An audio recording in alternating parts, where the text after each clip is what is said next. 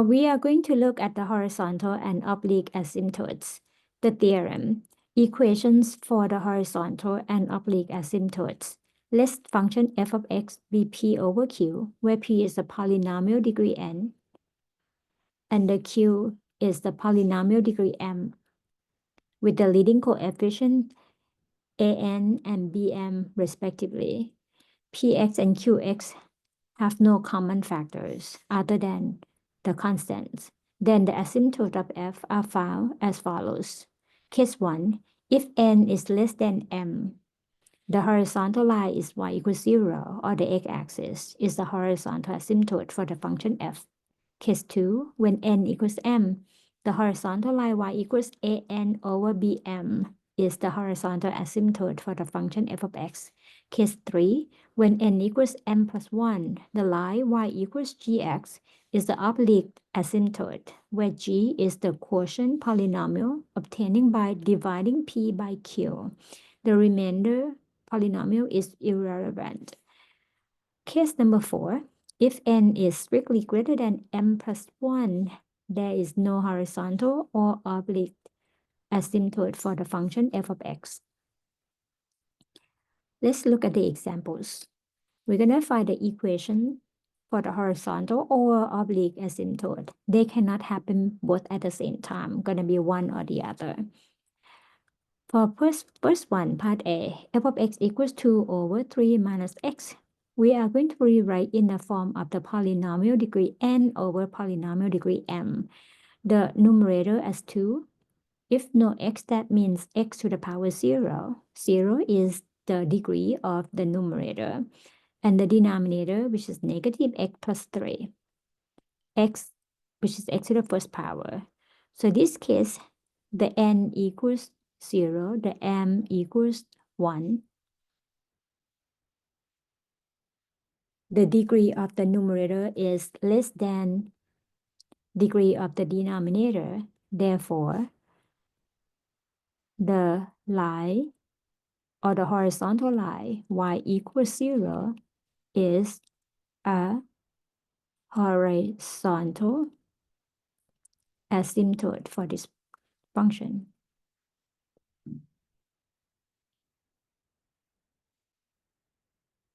Next one. For this example, we have the polynomial px with the degree 2, but we're going to put a leading coefficient 1 times x squared minus x minus 6 divided by the leading coefficient 2 times x to the second minus 18. As we compare the degree of the numerator, which is 2, equals the degree of the denominator, which is 2. Therefore, the line y equals the coefficient of the numerator over the coefficient of the denominator is the horizontal asymptote of this function.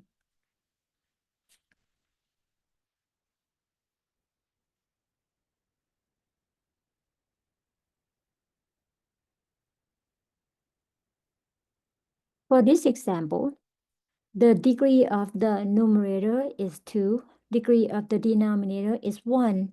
We see the degree of numerator 2, which is 1 plus 1, or this is the case number 3, where the oblique asymptote will occur.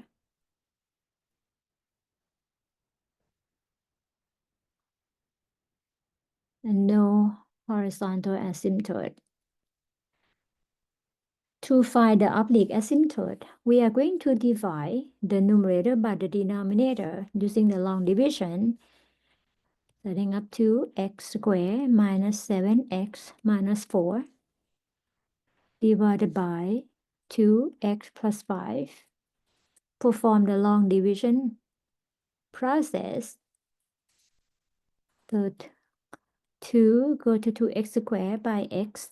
So multiply it back in. Will be x multiplied by 2x plus 5 to get to this line, which is 2x squared plus 5x, and then subtract them. from the top line to have negative 7 minus 5 becomes negative 12x. Pull this one down, and then 2x go to the negative 12x with negative 6. So to get the next line, we get negative 6 times 2x plus 5, or negative 12x minus 30. Subtract them. This and this cancel. Negative 4 plus 30, it becomes 26 as a remainder. Now we get the quotient polynomial as an oblique asymptote.